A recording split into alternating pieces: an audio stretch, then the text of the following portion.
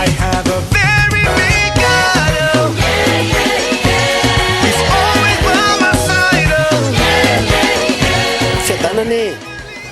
vaovao mahafaly lehibe ho atsika eto atapitranana amin'ny Fianaratso efa misokatra ho atsika ny fitombavaka iarahana amin'ny ndao ifanohana eto amin'ny trano fivavahana vaon'oloko atarandolo Fianaratso ambadiky ny station cell totsaina isaky ny alahady maraina amin'ny 9 maraina ka hatramin'ny 7 maraina ny tapany voalohany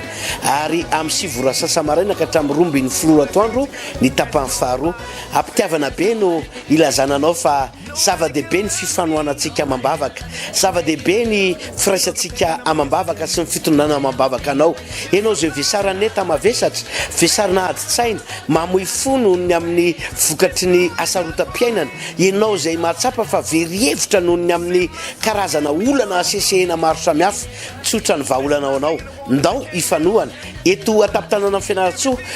eto amin'ny trano fivavahana vaon'oloko atarandolo ny fotoanantsika isaky ny alahady fidirana anankiroa amin'ny 9 maraina ny tapany voalohany ary amin'ny 7 maraina ny tapany faharoa fotoana lehibe samana ny anitra ho azy ireo noho izany ndao iazakazaka anatanteraka sy hamonjy an'izany fitombavaka lehibe zany isaky ny alahady amin'ny 9 maraina ary amin'ny 7 maraina eto atapitranana amin'ny Fianaratso atarandolo ato amin'ny trano fivavahana vaon'oloko izany fotoana zany dia irahanao amin'ny Pasteur ANDRY